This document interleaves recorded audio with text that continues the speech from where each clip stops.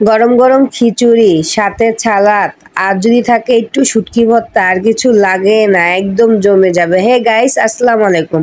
আজ আমি তোমাদের সাথে শেয়ার করব সিদ্ধ চাল দিয়ে ঝরা খিচুড়ি বা ভুনা খিচুড়ি কিভাবে রান্না করতে হয়। তাহলে চলো দেখা যাক।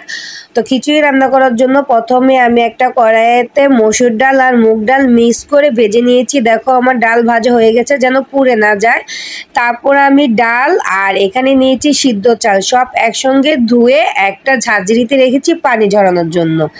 তারপর আমি এখানে একটা কড়াইতে পেঁয়াজ এবং দারচিনি, এলাচি, তেজপাতা দিয়ে একটু ভেজে নিব। সাথে আমি ছোটো সাইজের 3টা আলু দিব। তোমরা চাইলে আলুটা স্কিপও করতে পারো, বাট আলু খেতে আমার ভালো লাগে। আলুটা দিয়ে একটু ভাজা ভাজা হয়ে যাবে। তারপর আমি দিয়ে দিব ধুয়ে রাখা চাল ও ডাল। দেখো কি সুন্দর ঝরঝরে হয়েছে।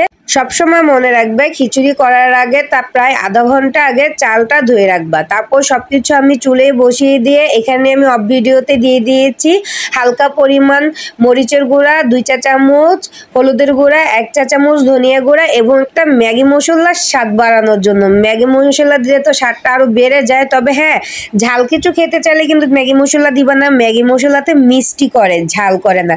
যাই হোক, আমি অফ ভিডিওতে অনেকক্ষণ নাড়িয়েছি। নাড়িয়ে নেওয়ার পর এখানে আমি কিছু কাঁচামরিচ দিয়ে দিলাম এবং গ্রেট করে রাখা কিছু গাজরও দিয়ে দিয়েছি। তোমরা চাইলে এখানে সবজিও দিতে পারো, বাট আমি কিছু গাজর দিয়েছি, এভাবে গ্রেট করে দিয়েছি, আস্তে আস্তে মুখে বাজে সেজন্য।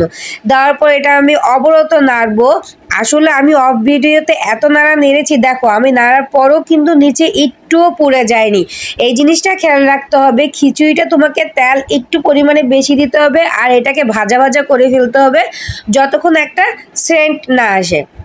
তো আমার খিচুড়িটা একদম কমপ্লিট 50% হয়ে গেছে। তারপর এখানে আমি দিয়ে দিচ্ছি গরম পানি। খিচুড়ির জন্য কিন্তু অবশ্যই গরম পানি অ্যাড করতে হবে।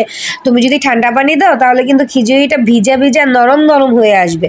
তো গরম পানির পরিমাণটা আমার থেকে মনে হয়েছে একটু কম। তোমরা তোমাদের আন্দাজ মতন দিয়ে দিবা। আমি তোমাদেরকে পরিমাপ বলতে পারিনি, কারণ আমি এখানে 2 পট চালে খিচুড়ি করেছি। তো পানির আন্দাজটা আসলে আমার জানা ছিল না, আমি আমার চোখের আন্দাজে দিয়েছি। তারপর এটা দেওয়ার পর দেখো আমি একটু নাড়িয়ে তারপর এইটাকে আমি ঢাকনা দিয়ে রেখে দিব যতক্ষণ পর্যন্ত ফুটে না আসে। তো আমার খিচুড়ির চাল ফুটে গিয়েছে, এখন এটাকে আমি ভাপে বসিয়ে দিব। হ্যাঁ, খিচুড়ি কিন্তু তোমার ভাপে ভাপে হয়। তুমি যদি এই পানি সহটা, মানে যতটুকু পানি আছে এটা সহ যদি দিয়ে রাখো না, তাহলে কিন্তু লেটকা খিচুড়ি হয়ে যাবে। তো আমি এই পাতিলটার নিচে আমার একটা কড়াইয়া ছিল, সেটা দিয়ে এটা ভাপে বসিয়ে দিয়েছি। দেখো ভাপে বসিয়ে দেওয়ার 10 মিনিট পর আমার খিচুড়ির পানি টেনে গিয়েছে এবং অলরেডি আমার খিচুড়ি একদম রেডি। এখন খাওয়ার জন্য প্রস্তুতি।